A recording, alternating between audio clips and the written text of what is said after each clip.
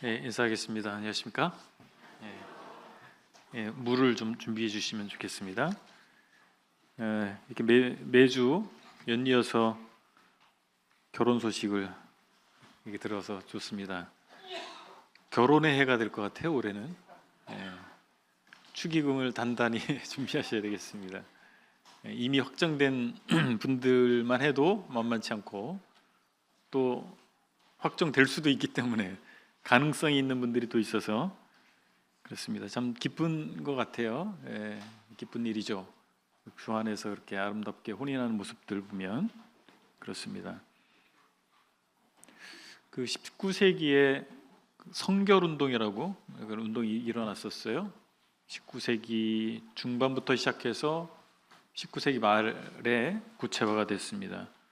이 감리교단 안에서 시작됐지만 나중에 이제 초교파적으로 확산이 됐습니다. 그래서 기독교 성결협회라고 하는 단체가 생겨났습니다.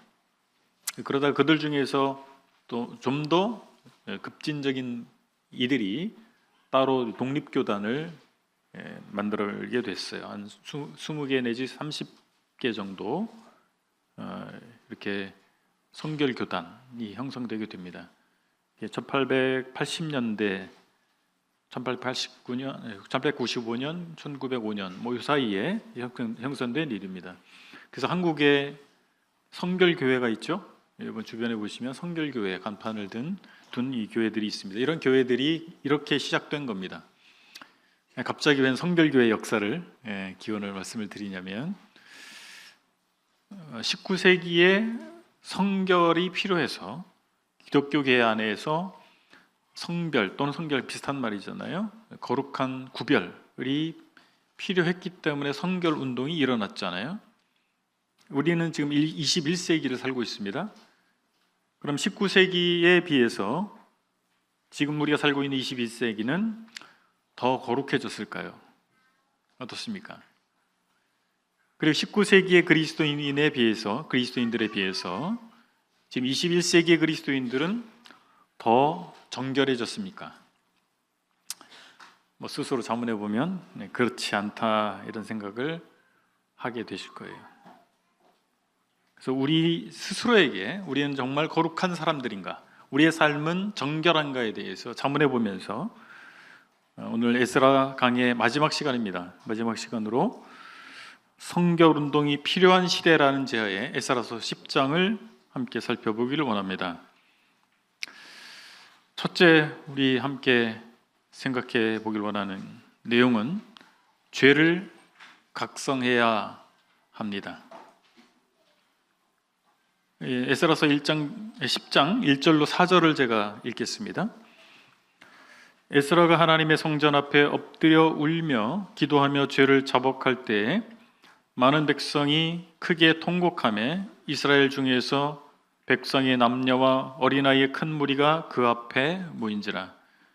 엘람 자손 중 여히엘의 아들 스가냐가 에스라에게 이르되 우리가 우리 하나님께 범죄하여 이 땅 이방 여자를 맞이하여 아내로 삼았으나 이스라엘에게 아직도 소망이 있나니 곧 내 주의 교훈을 따르며 우리 하나님의 명령을 떨며 준행하는 자의 가르침을 따라 이 모든 아내와 그들의 소생을 다 내보내기로 우리 하나님과 언약을 세우고 율법대로 행할 것이라. 4절입니다.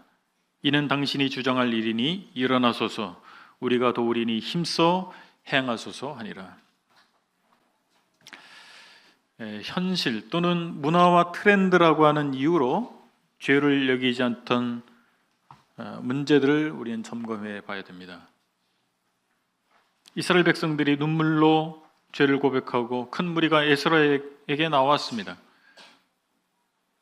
에스라가 먼저 이스라엘의 죄를 자기 죄처럼 여기고 하나님 앞에 자복했습니다. 이 영향으로 의 불길이, 회개의 불길이 온 백성에게 파급됐던 것 같습니다.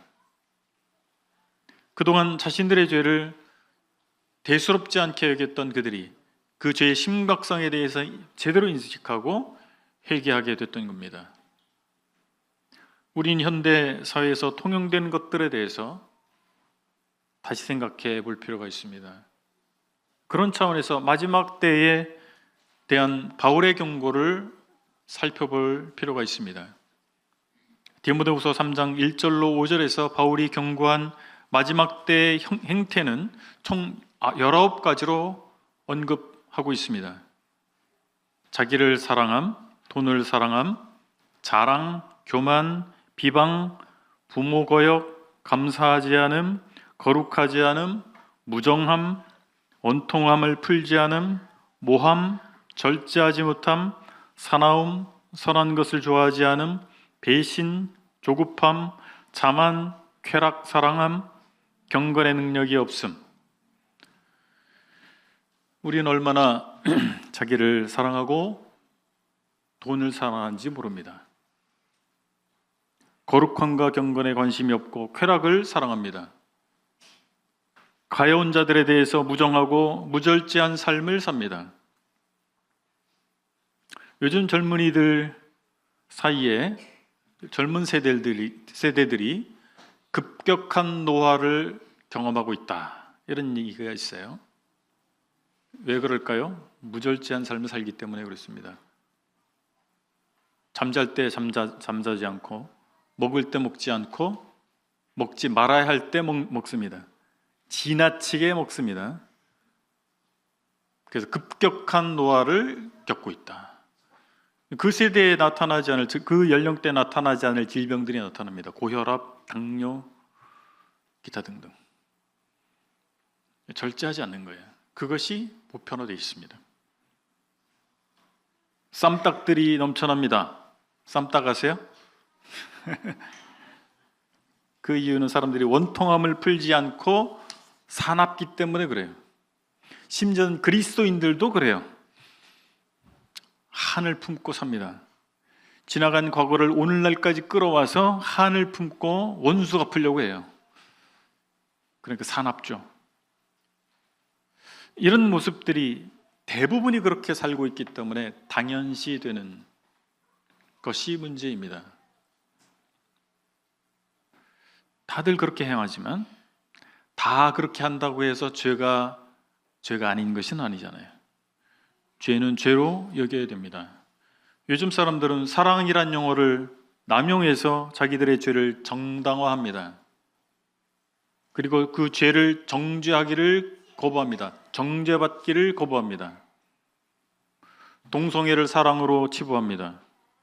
사랑이라는 명목으로 혼전순결을 구시대적 유물로 간주합니다. 혼외정사를 사랑이라는 이름으로 정당화합니다.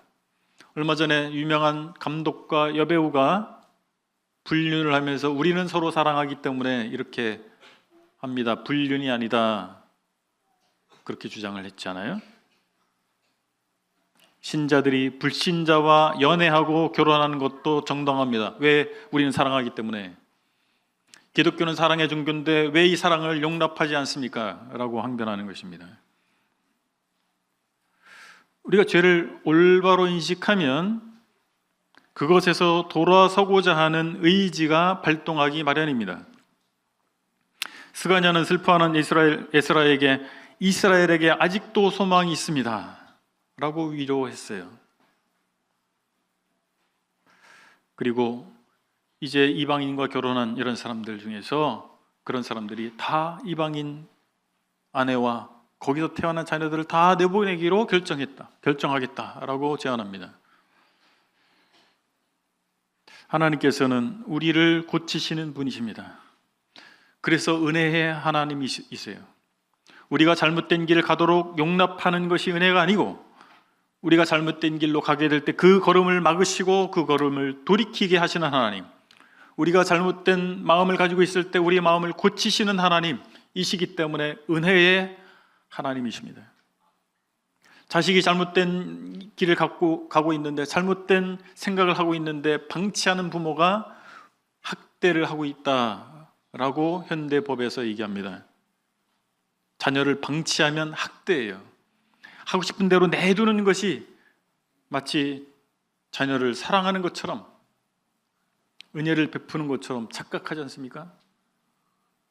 잘못된 길로 가고 있는 자녀를 놔두는 것은 학대입니다. 그래서 우리 은혜의 하나님, 우리 사랑하신 하나님께서는 우리가 잘못된 길을 가고 있을 때 우리의 걸음을 멈추시는 하나님이십니다.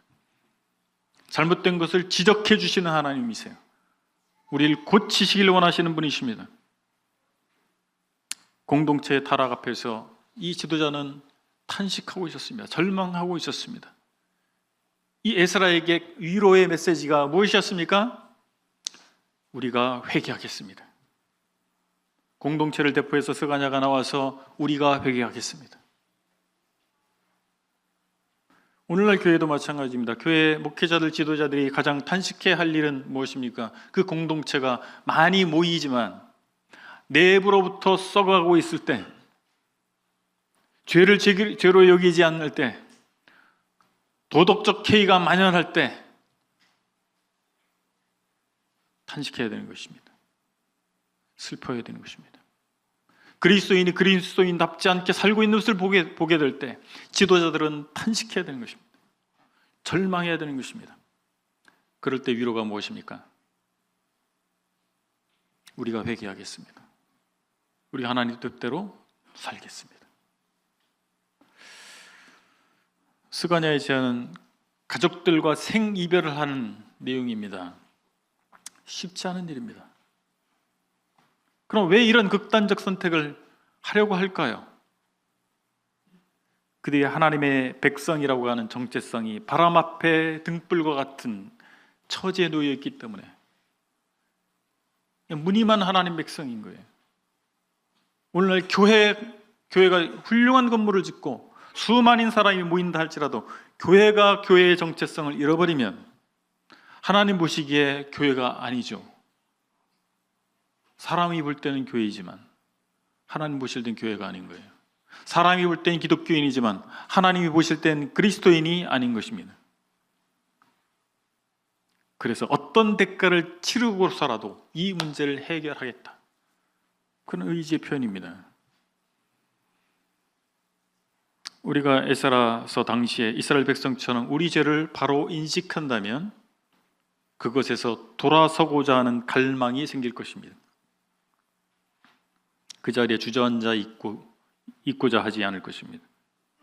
무지 중에 행했던 일들이 죄라고라는 사실로 밝혀진다면, 그것을 깨달았다면 어떻게 그 죄를 계속 행하고 있을 수 있겠습니까? 어떻게 그 죄의 자리에 앉아 있을 수 있겠습니까? 고통스러워서 있을 수가 없는 거예요. 양심이 가책을 받아서 있을 수가 없지 않겠어요? 그러나 우리에게 언제나 희망이 있지 않습니까?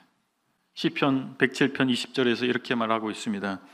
저가 그 말씀을 보내어 저희를 고치사 위경에서 건지시는도다. 하나님께서 살아계십니다. 하나님의 말씀은 살아있습니다. 하나님께서 말씀을 우리에게 보내십니다. 그 말씀을 보내셔서 고치시는 거예요. 우리를 고치셔서 우리를 위급한 상황에서, 그런 지경에서 우리를 건지시는 것입니다. 우리는 모를 뿐이에요. 우리가 위급한 상황이 있다라고 하는 것은. 그러나 멸망의 직전의 상태에 있을 때 하나님께서 우리를 건지시는 것입니다. 여기서 제가 말씀드리는 그 멸망이라고 하는 것이 지옥 불구덩이 떨어지는 게 아니죠. 모든 믿는 사람들은 지옥으로부터 해방받았죠. 그러나 마치 구원받지 않은 사람들의 삶의 모습과 방불한 그런 삶을 우리가 살고 있다 할 것 같으면 그들의 운명과 비슷한 삶을 우리가 살고 있는 것으로 표현할 수 있지 않겠습니까? 우리에게 희망이 있습니다. 하나님 역사하시는 분으로 당신의 말씀을 보내십니다. 중요한 것은 그 말씀 앞에 우리가 서는 것입니다. 그 말씀을 하나님의 말씀으로 우리가 대하는 것입니다. 여기는 것입니다. 우리가 이런 부분에 있어서는 타협하지 않아야 됩니다. 이런 부분에 대해서는 관용적이지 않아야 됩니다. 사랑은 허다한 대를 돕나니, 맞아요.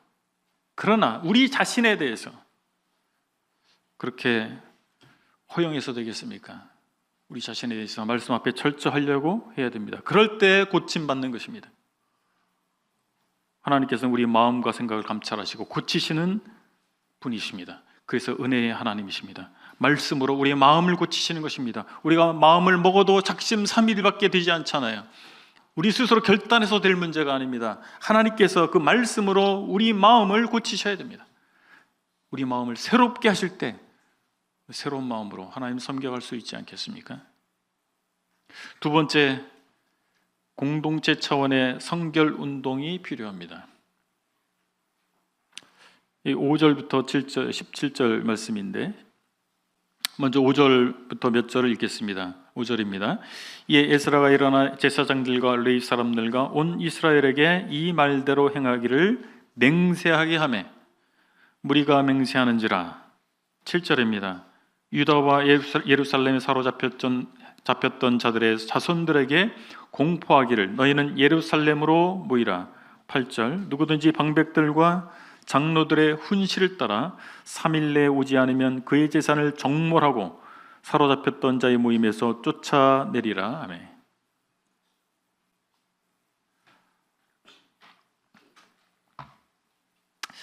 개혁을 위해서 공동체적인 합의가 필요합니다. 여기 하나님 앞에 맹세하라고 에스라가 요구합니다. 맹세는 어떤 것입니까? 약속하는 거예요. 어떻게요? 하나님 앞에서 약속하는 거예요. 하나님 앞에 약속한 것은 지키지 않으면 벌 받겠다는 얘기예요. 쉽게 해서는 안 됩니다. 그 맹세 쉽게 하지 마세요. 특히 하나님 이름 두고 하는 맹세 쉽게 하지 마세요. 지키지 않으면 벌 받겠습니다 이 얘기예요. 모든 벌을 달게 받겠습니다 이거예요. 무서운 얘기입니다. 그 정도로 이것은 중대한 사건이라고 하는 거예요. 그냥 말로만 하지 말라는 거예요. 쉽게 생각하지 말라는 거예요. 하나님 앞에 맹세하라는 것입니다. 그리고 모여라. 다 모이도록 했어요. 모이지 않는 사람들은 축출하겠다. 요즘 교회 징계로 하면 출교하겠다 이 말이죠. 다 모여서 이 부분에 대해서 함께 생각하고 논의할 필요가 있었던 겁니다. 9절에 보면 이렇게 말씀하고 있습니다. 유다, 베냐민 모든 사람들이 3일 내에 예루살렘에 모이니 이는 9째 달 20일이라 무리가 하나님의 성전 앞 광장에 앉아서 이 일과 큰 비 때문에 떨고 있더니 11절입니다.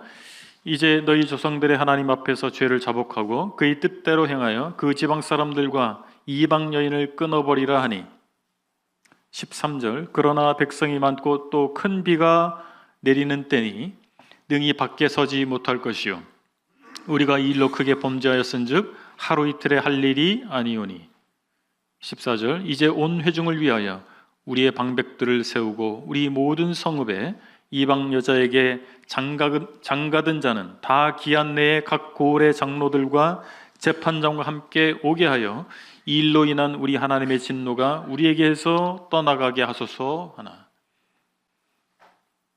성전 동편에 넓은 뜰이 있었습니다. 그곳에 수천 명의 사람들을 수용할 수 있을 만큼 공간이 있었습니다. 날을 정해서 그날의 백성들이 모였는데 폭우가 내리는 우기였어요. 그 비가 막 수어같이 쏟아지는 이런 상황이었던 거예요. 그래서 그 일 때문에 떨고 비 때문에 떨었어요. 참 성경을 보면 참 재미있는 표현들이 그 재미있는 상황들이 나와요. 그 일이 떨만한 일이잖아요. 근데 하나님께서 비를 내려서 비 때문에 또 떨게 하셨습니다. 그래도 이거 중대한 일이기 때문에 진행을 했습니다.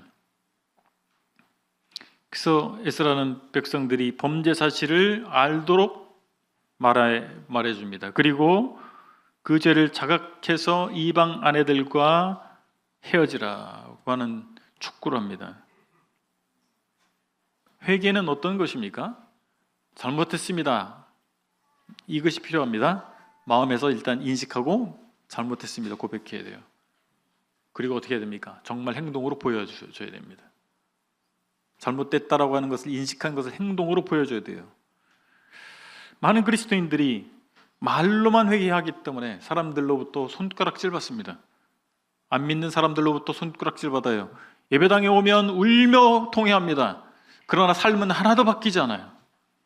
이기적이고 돈 욕심 많고 그런 모습들이 비춰지니까 손가락질하죠. 여기 지역 장로들과 재판관들이 조사를 하도록 했어요. 왜요? 그 지역의 사람들을 다 잘 아니까. 누가 어떤 상황인지 잘 알지 않겠습니까?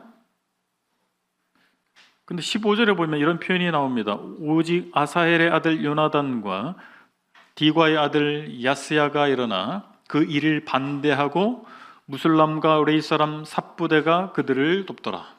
여기 반대한 분들이 나오잖아요. 왜 반대했을까? 무엇을 반대했을까라고 하는 것입니다. 13절과 14절의 문맥을 이어서 보면 이들이 그 자체, 이방인 여인을 취한 사람들이 이혼하는 문제, 그 자체를 반대했다기보다는 지체되고 있는 상황을 반대한 것으로 보입니다. 3개월의 시간을 허락했는데 그렇게 할 일이 아니다. 이건 빨리 처리해야 된다라고 신속하게 처리할 것을 주장한 것으로 보입니다. 그러니까 좀 딜레이 시키는 것을 반대했다고 생각이 됩니다. 이런 것처럼 이스라엘 공동체 전체에서 성결 운동이 일어난 거예요. 에스라가 회개하면서 시작한 일이 이제 공동체 전체가 회개하는, 돌이키려고 하는 성결 운동이 일어난 것입니다. 우리 죄로부터 성결 운동에 우리 공동체 전체가 함께 해야 합니다. 세상의 논리와 기준이 아니라 하나님의 말씀이 기준이 되어서 우리 공동체를 재평가해야 됩니다. 서청주 교회를 재평가해야 됩니다. 그리고 우리 삶을 돌아봐야 합니다. 이것은 한두 사람의 문제가 아니라 우리 교회 전체의 문제로 봐야 되는 것입니다. 말씀이 아니라 각자 자기 소견의 기준이 될 수가 있어요. 백인백색, 천인천색입니다. 그러나 하나님의 말씀은 한 가지잖아요. 한 가지를 말씀하고 있지 않습니까? 그러기 위해서 우리가 하나님의 말씀을 같이 들어야 됩니다. 우리 함께 모여서 하나님의 말씀 듣는 시간이 자기에게 필요 없는 시간입니까?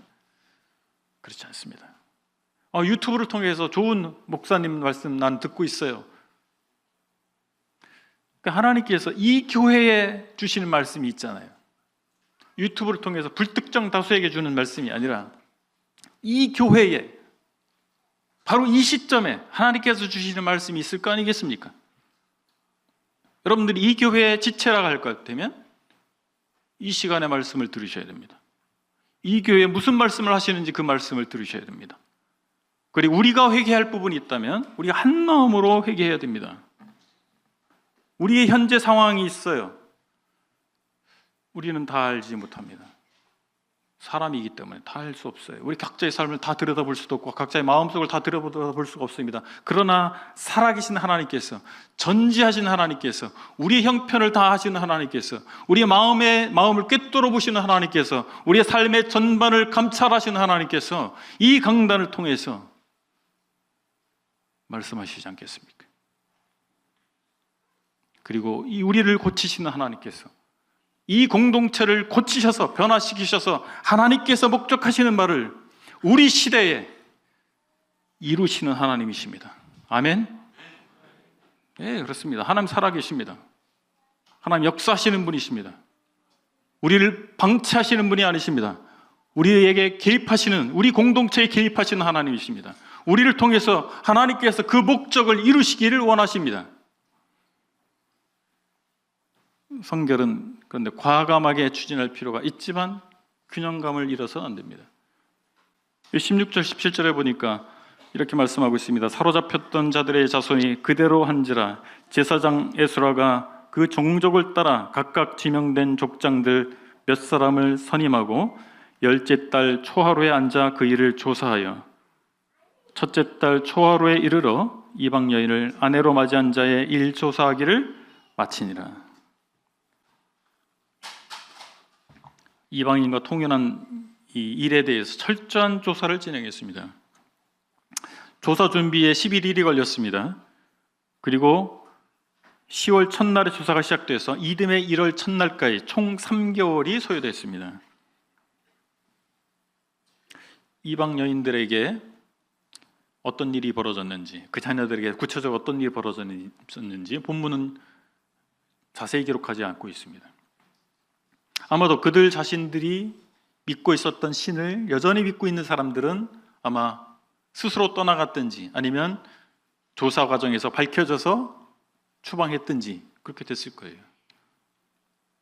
그러나 어떤 분들은 이스라엘 회중 가운데 동화되기를 원했어요. 이스라엘에 있는 야훼 하나님을 믿기로, 자기가 믿었던 신을 버리고 야훼 하나님을 믿기로 결정하고, 그런 아내들이 있을 것이고, 자녀들 중에서도 아버지의 하나님, 이스라엘 하나님을 믿기로 결정한 자녀들이 있었을 거예요. 그들에 대해서는 신명기 14장 29절에 기준이 적용됐을 것입니다. 너희 중에 분깃이나 기업이 없는 레위인이나 내 성 중에 거류하는 객과 및 고아와 과부들이 와서 먹고 배부르게 하라. 거류하는 객이 누구겠어요? 이방인들이잖아요. 그들에 대해서 선대할 것을 말씀하고 있는데, 그들이 이스라엘의 하나님을 믿기로 결정했을 때 그렇게 하라고 말씀하고 있는 것입니다. 불신자와 결혼하게 되면 유산 문제가 발생합니다. 하나님을 믿지 않는 사람과 결혼했을 때 그가 여전히 결혼했지만 여전히 하나님을 믿지 않을 수가 있습니다. 그리고 그 사이에 태어난 자녀들이 믿지 않는 부모의 가치관을 따를 가능성이 얼마든지 있는 것입니다. 그럴 때 그들은 결국 교회의 멤버가 될 수가 없잖아요. 교회 출석할 수도 있겠죠. 그러나 진정한 멤버는 될 수 없는 것입니다. 이스라엘은 그들을 축출하는 일을 했지만 교회는 그렇게까지 할 수는 없잖아요. 이혼을 했지만 우리 이혼까지 요구할 수는 없겠죠. 그러나 이스라엘 백성에게 회개와 개혁이 필요한 것과 같은 그런 상황이 그 가정에 벌어지게 되는 것이죠. 아마도 그렇게 철저한 조사를 한 이유는 그런 사람들을 확인하는 과정이 필요했을 것으로 보입니다.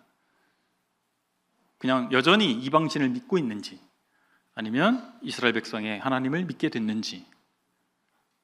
그래서 성결을 위한 행동은 과감하되 과격하지 않아야 됩니다. 특히 요즘 세대, MZ세대라고 하죠. 설명 없이 뭘 요구하면 반발해요. 우리 기성세대, 저도 기성세대인데 기성세대 형제자매님들이 이걸 잘 고려하셔야 돼요. 그냥 명령만 내린다고 되는 게 아니에요. 잘 설명해 줘야 됩니다. 왜 그러해야 하는지. MZ세대들은 우리 MZ세대니까 우리를 용납해 주세요 이렇게만 하지 마세요. 참 제가 깜짝깜짝 놀랍니다. 중요한 일을 문자로 그냥 날려버린다는 게 맞아요. 우리 세대는 중요한 문제는 대면에서 말을 해야 돼요. MZ세대는 문자 보내도 그냥 문자 보내는 게 더 편한가 봐요. 이건 좀 대면에서 말하기 좀 곤란하니까 문자로 보내야 되겠다. 그러나 저를 비롯한 몇 살까지 모르겠어요. 몇 년생까지인지. 저를 비롯한 세대는요, 이렇게 중요한 문제를 문자로 날려버려? 이렇게까지 한다고? 이런 생각을 하게 돼요. 서로 세대 간에 서로를 이해할 필요가 있습니다. 서로 존중해야 됩니다. 서로 존중해야 돼요. 존중 일방적이지 않습니다. 그리고 우리가 교회를 개혁하게 될 때에 우리는 개혁이 필요 없다라고 하는 인식을 잘 생각해 봐야 돼요. 개혁이 정말 필요 없을까요? 교회 역사 2000년이 넘는 동안 수많은 개혁이 시도됐습니다. 왜 그럴까요? 한번 개혁했으면 그냥 가면 되지 않겠어요? 근데 또 개혁이 필요하단 말이에요. 여전히 우리는 죄의 속성을 가지고 있고 불완전한 사람들이 모여 있기 때문에 지속적인 개혁이 필요한 것입니다. 그리고 시대와 문화가 좀 바뀌잖아요. 그 또한 영향을 받게 되는 것입니다. 그래서 개혁이 필요한데 개혁을 추진하게 될 때 과격하지 않아야 된다. 충청도는 참 그걸 잘 하시는 것 같아요. 과격하지 않게. 기본 정서가 그래요. 우리 찬양할 때 새로 오신 분들 환영할 때 그 찬양 부르면서 이렇게 하잖아요. 근데 그분이 부담스러워 할까 봐 쳐다보지 않아요. 그냥 이렇게. 그러니까 의도가 반영이 되는지 모르겠어요. 이게 환영하는 건지. 충청도 정서. 좀 그럴 때는 좀 적극적으로. 과격한 게 아니에요. 눈과 눈을 마주 보면서. 그래서 내가 저 사람이 나를 환영하는구나. 알지 않겠습니까? 교회에서 징계를 할 때가 있지 않습니까? 그럴 때도 균형이 필요합니다. 똑같은 죄의 목록이라 할지라도, 범죄의 목록이라 할지라도 상황이 다를 수가 있어요. 실수한 것인지 아니면 고의적인 것인지, 그리고 그 범죄한 후에 그 사람이 어떤 태도를 취하는지, 계속해서 자기 변론을 하는지, 아니면 정말 하나님 앞에서 회개하는 모습을 보이는지, 그것에 따라서 징계가 달라져야 될 것입니다. 종합적으로 평가할 필요가 있다라고 하는 것입니다. 세 번째, 성결이 필요한 시대라고 하는 제하에 세 번째 살펴보기 원하는 것은 성결을 위한 대가를 지불해야 합니다. 회개는 말로만 아니라 구체적인 행동이 수반되어야 됩니다. 18절 이하에서 이방인과 통혼한 사람들의 명단이 공개가 됐어요. 참 부끄러운 일이에요. 지금 세월이 얼마나 지났어요? 에스라 시대부터 세월이 얼마나 지났어요? 그 사람들의 이름은 계속 남아 있습니다. 제사장이 17명, 노래하는 사람 1명, 문지기 3명, 포함해서 레위인이 10명, 또한 이스라엘 주변의 민족 중에서 귀한 사람들이 84명입니다. 참 안타까운 것은 제사장과 레위인들이 포함됐다라고 하는 거예요. 그래서 이것은 지위 고하를 막론하지 않습니다. 범죄하는 것은 지위 고하를 막론하지 않아요. 범죄하게 될 수 있는 가능성은 그 사람이 영적 레벨이 있느냐 없느냐의 문제가 아닌 것입니다. 그 사람의 교회의 위치에 있지 않습니다. 누구라도 범죄할 수 있는 것입니다. 우리가 이것을 잊어서는 안 됩니다. 우리가 신앙생활 얼마나 오래 했는데 내가 교회에서 역할이 뭔데, 다 소용없어요. 우리의 죄육을 받았을 때 넘어질 수 있는 것입니다. 그리고 내가 범죄한 사실을, 내가 하나님 앞에 잘못된 사실을 깨닫게 됐다면 구체적으로 회개해야 됩니다. 행동이 수반된 회개가 필요한 것입니다. 바울은 말만 잘했던 고린도 성도들에게 경고합니다. 고린도전서 4장 19절 20절에서 이렇게 경고합니다. 주께서 허락하시면 내가 너에게 속히 나아가서 교만한 자들의 말이 아니라 오직 그 능력을 알아보겠으니 하나님의 나라는 말에 있지 아니하고 오직 능력에 있음이라. 말은 청산유수예요. 말로는 많이 회개하고 말로는 많이 돌이켰어요. 그런데 삶이 바뀌지 않는다면, 행동이 수반되지 않는다면 가짜입니다. 능력이 없는 거예요. 그리고 공동체의 개혁은 지도자들로부터 시작돼야 됩니다. 범죄한 제사장들이 레위기 6장 14절 15절에 명시되어 있는 것처럼 속죄제를 드리면서 제물로 양 한 마리씩을 바쳤습니다. 19절에 보니까. 진정한 개혁은 어디부터 시작됩니까? 물론 아래로부터의 개혁이라는 말도 있지만 교회는 위로부터 개혁되어야 돼요. 지도자들이 먼저 회개해야 됩니다. 이 공동체의 영성을 바라보면서, 이 공동체의 현재 상황을 바라보면서 목회자들이 먼저 회개해야 됩니다. 재직들이 먼저 회개해야 됩니다. 각 부서의 책임자들이 먼저 회개해야 됩니다. 그 책임감을 가지셔야 됩니다. 오래전 유명한 영화의 한 대사가 있습니다. 너나 잘하세요. 기억하세요? 박찬욱 감독의 영화 친절한 금자씨에 나오는 대사예요. 사람들이 자기도 하지 못하는 일을 이렇게 해야 된다고 말할 때 그걸 비아냥거리는 말입니다. 우리 사회 각 영역의 지도층에 있는 사람들이 말은 그럴싸한데 그들의 삶에서는 전혀 그렇지 않은 모습을 바라보는 대중이 하고 싶은 말을 바로 존칭어와 평어를 섞어서 말을 한 거예요. 교회의 지도자들은 어떻습니까? 교회에서 마땅히 본을 보여야 할 사람들이 어떤 사람들이에요? 당연히 목회자들 그래야 되죠. 집사님들 어떻습니까? 그냥 2년 정도 교회생활 열심히 하면 집사 주는 거예요? 격려 차원에서 집사 주는 겁니까? 본이 돼야 됩니다. 영적인 본을, 영향력을, 그 정도 영향력을 미칠 수 있는 사람이어야 됩니다. 각 부서에 장들이 계시잖아요.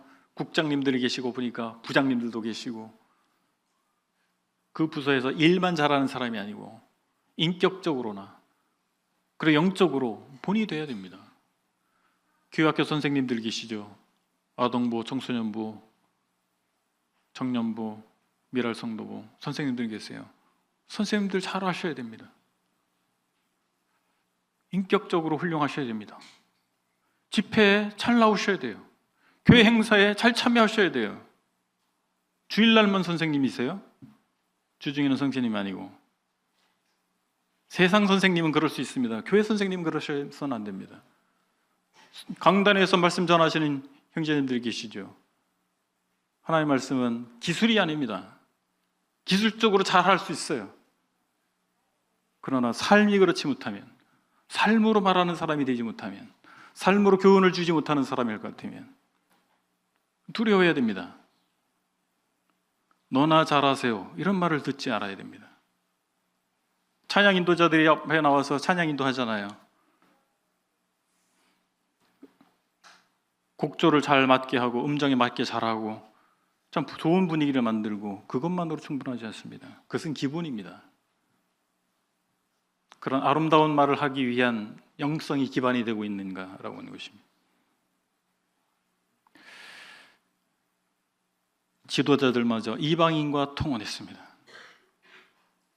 그리고 그것을 죄로 여기지 않았어요. 얼마나 심각합니까?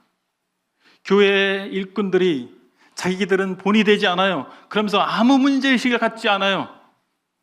그 공동체의 수준이 그 정도밖에 안 되는 거예요.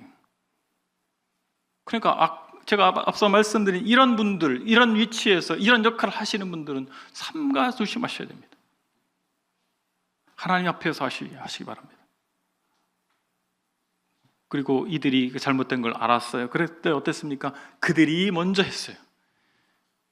그들이 이방인과 결혼한 이 문제를 먼저 회복하려고 했습니다. 이것이 얼마나 어려운 일입니까? 생리배를 하는 일이에요. 부부간에, 부모 자식 간에 생리배를 하는 일이에요. 고통이 수반되는 것입니다. 하나님 앞에 잘못됐을 때 하나님을 제대로 섬기기 위해서 고통스러운 과정을 넘어가야 됩니다. 그것을 통과해야 되는 것입니다. 좋은 것, 내가 하기에 좋은 것, 사람들이 알아주는 것, 편한 것, 이런 것만 추구하는 사람은 절대 하나님 섬길 수 없습니다. 일꾼의 기본이 되지 않은 것입니다. 희생과 헌신이 없이 어떻게 하나님의 교회가 세워지겠습니까? 우리는 예수 그리스도께서 십자가에 달려 죽으셨다는 사실을 믿고 있는 것입니다. 우리 기본은, 신앙의 근본이 거기에 있어요. 우리 주님께서는 희생하시고 헌신하신 분이십니다. 우리는 예수 그리스도를 믿는 사람들의 공동체 아니겠습니까? 거기에서 역할을 하는 사람들이 무엇이 기반이 되어야 되겠어요? 자기 이익입니까? 자기 만족입니까? 그렇지 않습니다. 하나님께서 본을 보이셨잖아요. 하나님께서 사람이 되셨지 않습니까? 십자가에 달리셨지 않습니까? 우리는 그런 하나님을 믿고 있는 것입니다. 그리고 죄는 용서될 수 있지만 죄의 결과, 그 치러야 할 대가는 남아있는 것입니다. 이제까지 부부가 되어 살아온 아내, 양육해온 자식을 내보내는 일이 결코 쉽지 않은 일이었을 겁니다. 생이별해야 하는 가정마다 엄청난 아픔과 고통이 함께 했을 것입니다. 종종 우리에게 요구되는 죄의 대가가 이렇습니다. 그래서 처음부터 죄를 짓지 않을 필요가 있어요. 죄를 지면 그 대가를 고스란히 치러내야 됩니다. 하나님, 죄를 용서해 주십시오. 용서하세요. 그러나 그 결과는 책임지도록 하시는 것입니다. 다 감당해야 되는 거예요. 그래서 예방이 최선입니다. 하나님의 말씀의 교양과 훈계로 훈련받으셔야 돼요. 그리고 영적 환경 가운데 자신을 두셔야 됩니다. 그렇지 않으면 우리는 우는 사자와 같이 삼킬 자를 찾는 사단에게 노출되는 거예요. 그의 먹잇감이 되는 것입니다. 동물의 왕국을 보세요. 항상 무리에서 벗어나서 있는 그런 동물들이 타겟이 됩니다. 사자들의, 육식동물의 타겟이 되는 거예요. 무리 가운데 있는 그런 동물들 사냥하는, 되게 위험을 감수해야 되는 거예요. 성공 확률이 낮잖아요. 사탄도 마찬가지입니다. 무리 가운데 함께 하시기 바랍니다. 공동체 가운데 함께 하시기 바랍니다. 이 교제권 가운데 함께 하시기 바랍니다. 서정주교회는 많은 프로그램을 가지고 있습니다. 훈련받을 수 있는 프로그램을 가지고 있습니다. 그러나 본인이 거부하면, 본인이 참여하지 않으면 무용지물입니다. 예방이 최선입니다. 제가 목록 가지고 있다고 말씀드렸죠. 디모데 성경방 수료하지 않은 명단을 제가 가지고 있어요. 시집장가 보낼 때 꼭 말씀을 드리려고 합니다. 상대방 지역교회 일꾼에게 이 자매는, 이 형제는 우리는 이런 프로그램을 운영을 했으나 수료하지 못했습니다. 2단계부터 시작해 주시기 바랍니다. 오늘 교훈을 정리하도록 하겠습니다. 우리는 성결운동이 필요한 시대를 살고 있습니다. 교회 역사 그리고 성경에 나타난 역사를 보면 성결운동이 계속해서 일어났습니다. 이를 통해서 우리는 때마다 성경으로 돌아간 성결운동이 필요하다는 사실을 알 수 있습니다. 우리 시대에도 성결운동이 필요합니다. 도덕적 해이를 조심하시기 바랍니다. 거룩한 하나님의 백성으로 우리가 살아가야 됩니다.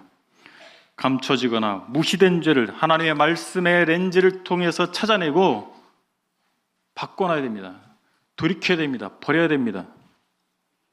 그리고 교회 차원에서 성결운동을 해야 합니다. 우리가 즐거움만을 위해서 모인다면 거룩한 하나님의 백성이라고 하는 정체성을 놓칠 수가 있습니다. 하나님 나라를 위해서 자신들을 구별한 이들에게 하나님께서 복을 주십니다. 하나님께서 참된 기쁨을 맛보게 하십니다. 기쁨은 우리가 얻으려고 해서 얻어지는 게 아니고 우리가 누리려고 해서 누려지는 게 아니라 하나님께서 주셔야 됩니다. 가정도 마찬가지입니다. 그 가정이 하나님 나라를 위해서 살기로 결정하고 그렇게 살아가면 하나님께서 복을 주세요. 하나님께서 화목하게 하시고 하나님께서 기쁨을 맛보게 하시는 것입니다. 그리고 성결을 위해서 대가를 지불하시기 바랍니다. 지도자들부터 성결의 본을 보이시기 바랍니다. 누구라고 할 것 없이 동참해야 됩니다. 우리가 흘러가는 대로 살면 결코 하나님의 백성답게 살 수 없습니다. 흘러가는 대로 살면 주변에서 다 인정해 줍니다. 그러나 우리가 물살을 거스르려고 할 때, 물살에 역행하려고 할 때 저항을 만나기도 있어요. 여러분들 저항을 두려워하지 마시기 바랍니다. 우리는 저항하는 백성이어야 돼요. 세상의 흐름에 저항하는 백성이어야 됩니다. 그것이 우리의 정체성입니다. 그럴 때 하나님께서 우리와 함께 하십니다. 교회 역사가 보여줬습니다. 성경 역사가 보여줬습니다. 그들을 하나님께서 칭찬하시고 그들의 삶 가운데 역사하십니다. 우리 함께 찬양하시겠습니다. 내가 주인 삶은 모든 것을 내려놓는 시간 되길 바랍니다.